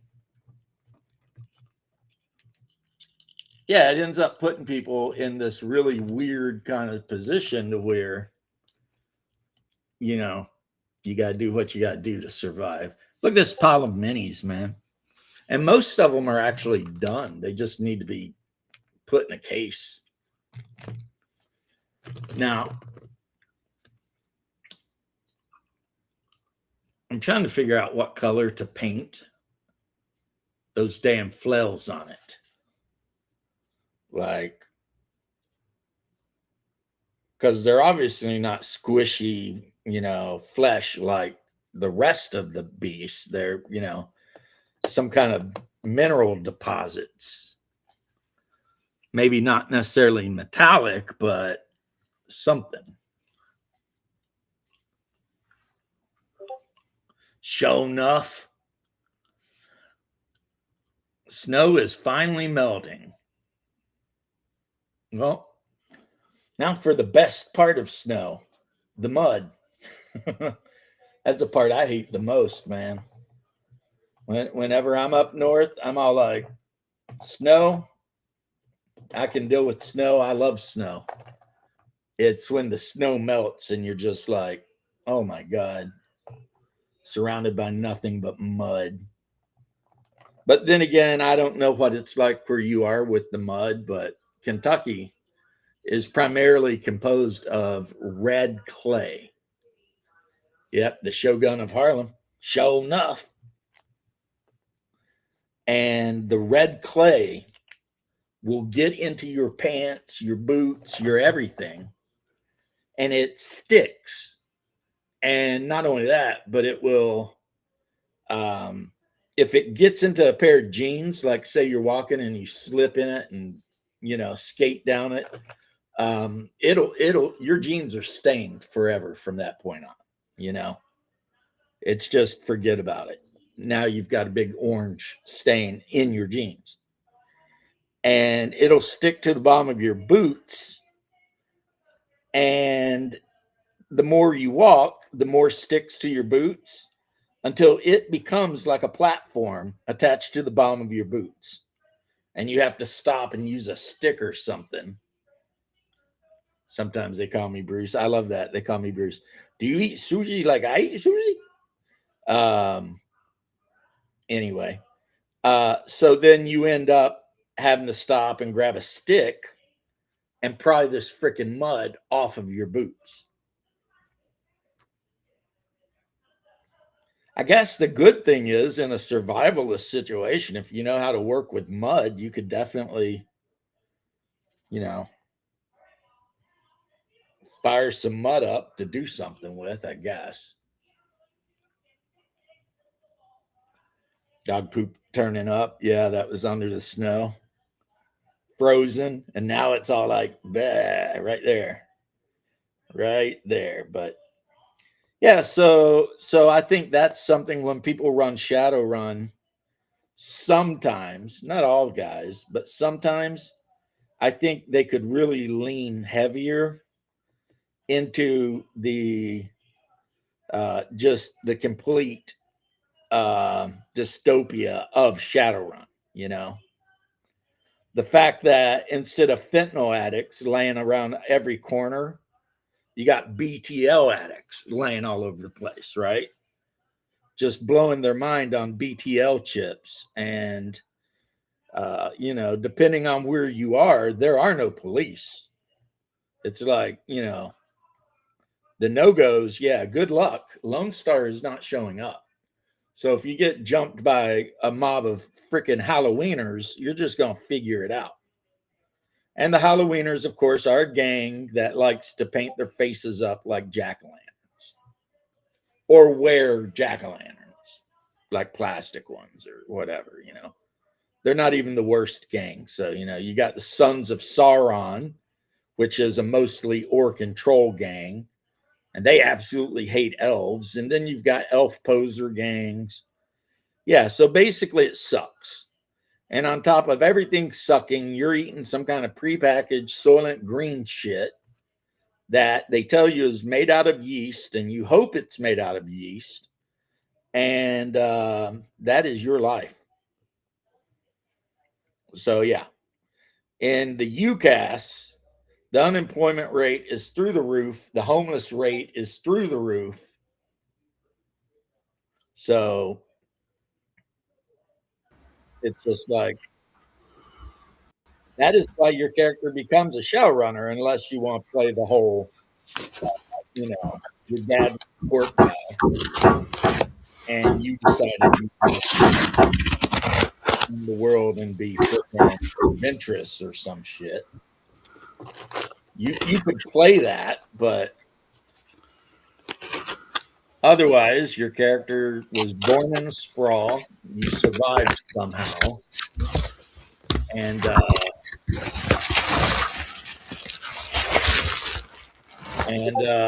now you're pulling jobs to keep your belly full, and maybe something over your head to keep the rain off of you. Since it does take place in Seattle, so it rains every freaking day. Right. Okay. Oh my goodness. Hey, Shadow.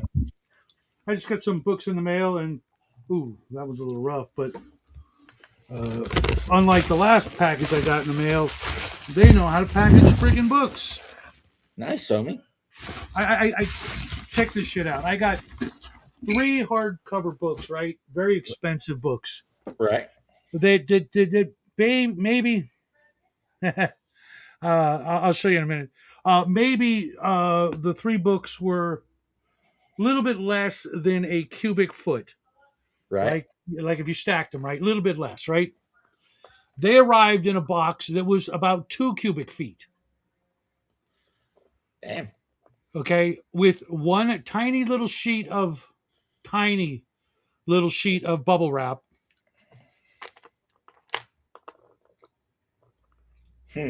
From across the country, maybe 4, 6, 8 states away.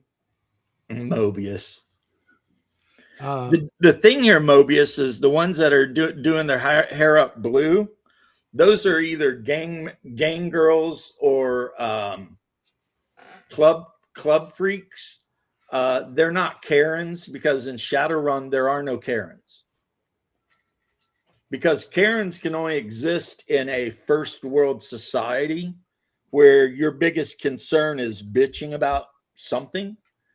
And the UCAS, the way, unless you live and you work for one of the major corporations like that, if you're out on the street, you are way too worried about food and stuff like that than you are about what anybody's pronouns are.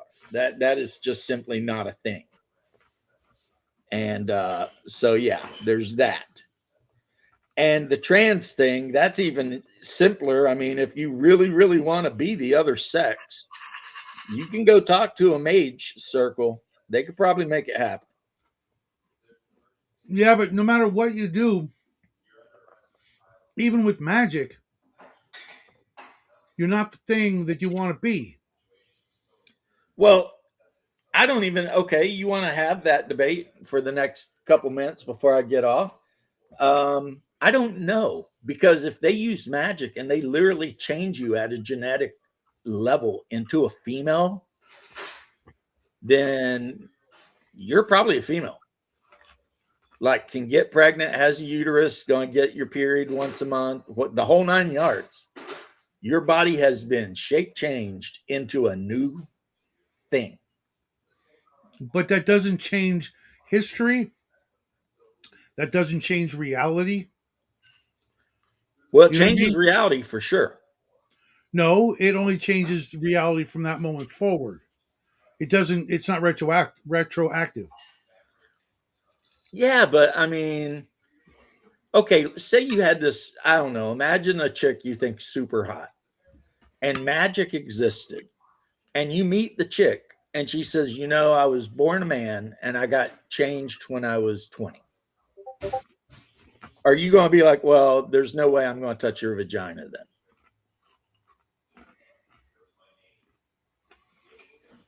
Sorry, I'm crunching ice. Yeah,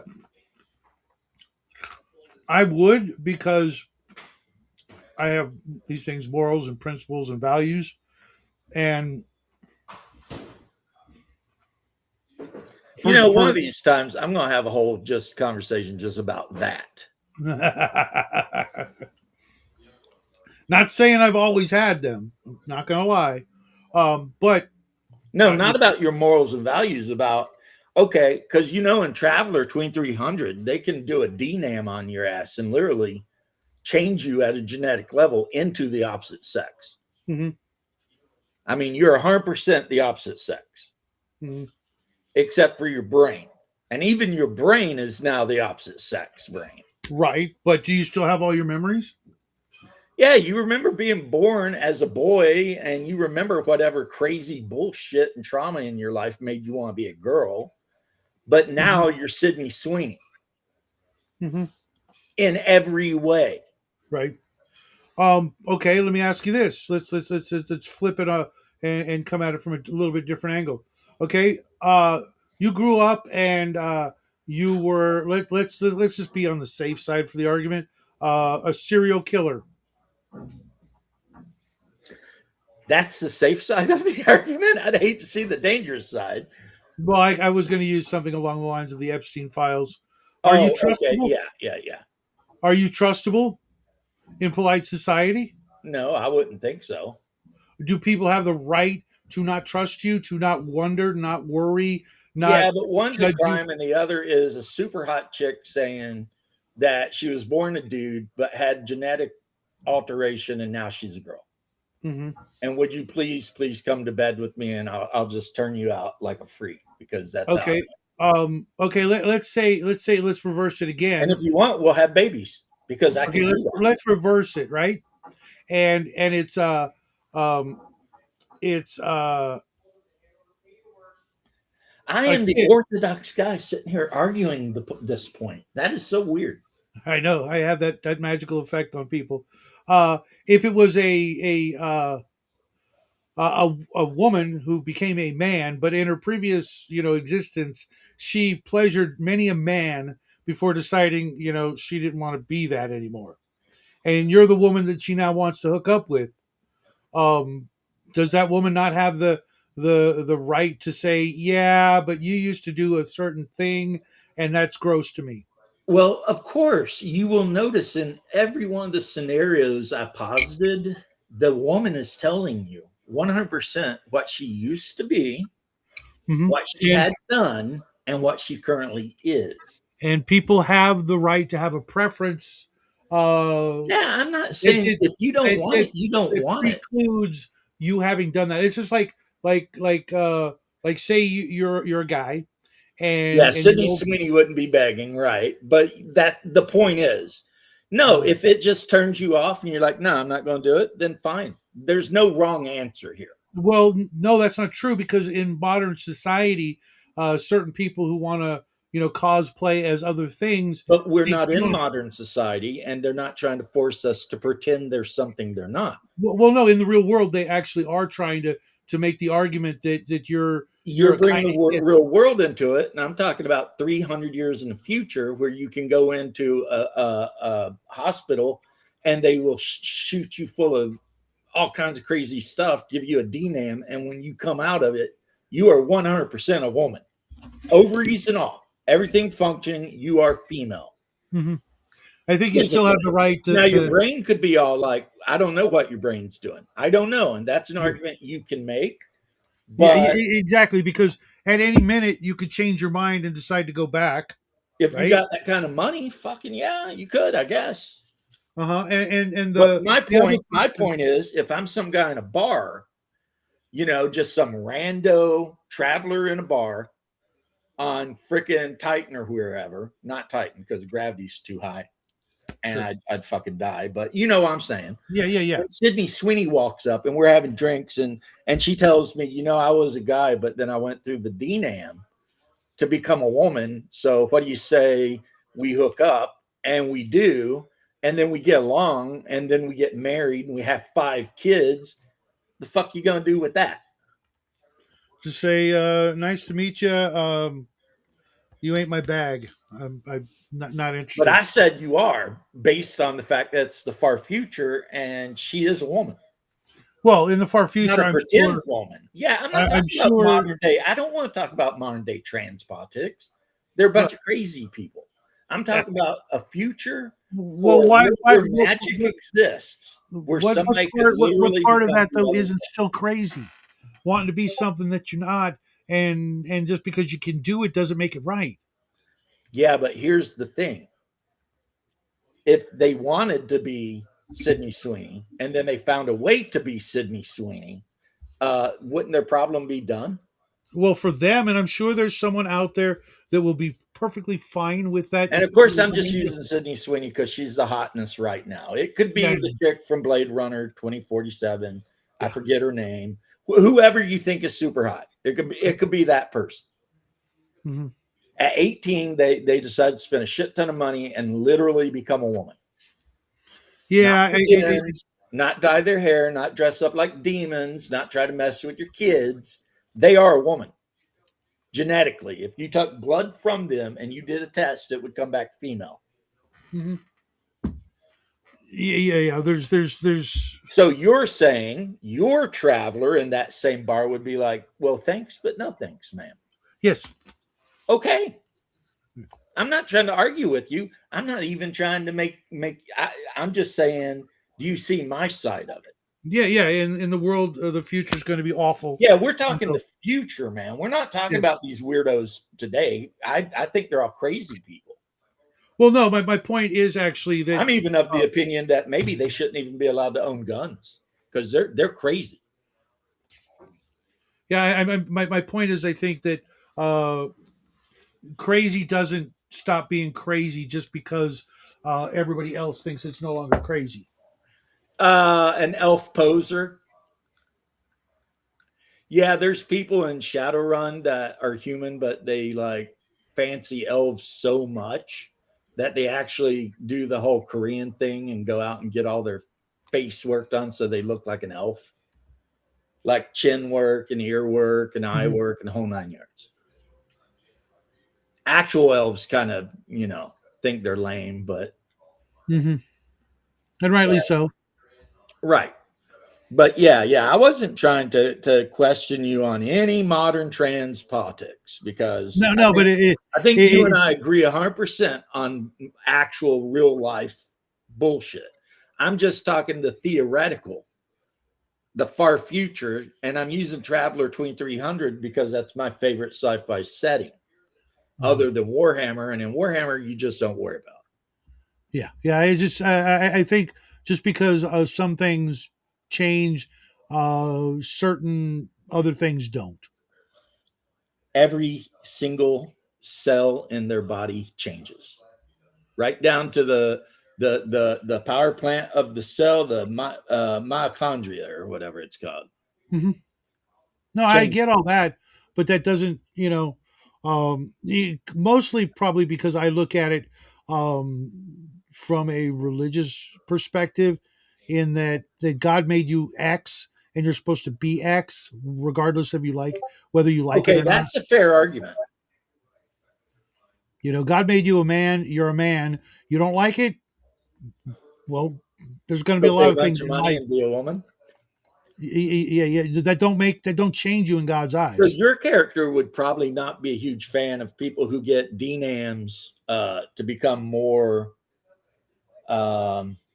able to live on harsh worlds. I'm sorry, what? So you probably wouldn't be a fan of people who get DNAMs to be able to survive on very harsh worlds either. Like, because remember the colonists on King, because King has almost 2 G's gravity, they get the King DNAM and it turns them into a bunch of super stout little dwarf bastards with hardened bones and gigantic hearts. I mean, it makes them live about half as long as a normal human, but it allows them to survive in twice. Hold on a second. Okay. So by the religious viewpoint, having your body altered in any way is just not a good thing.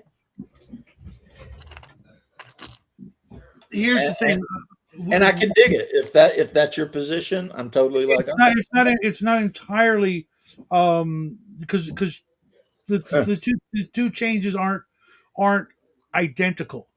One is for survivability and maybe even doing something for the betterment of mankind, let's say.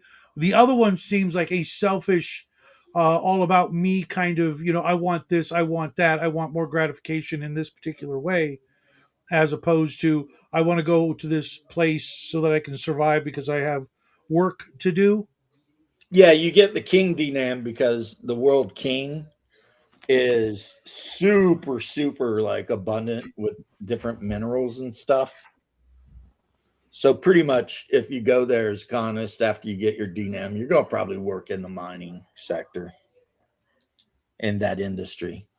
You get your gender swapped because, or sex swapped. There's the two words that mean the same thing until a couple of freaking social psychiatrists decided to try and change it because that's what you want to do.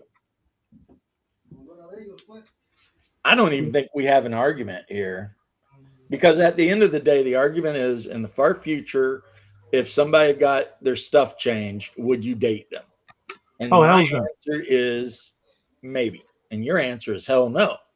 Mm-hmm. And I think that's as far as this argument's going to go. Here's the thing. No, I understand your point. For religious reasons, you're just not doing it. Let's put a little lighter touch on that. If I did so, and my bros are going to be going, making fun of me because of it, saying certain things.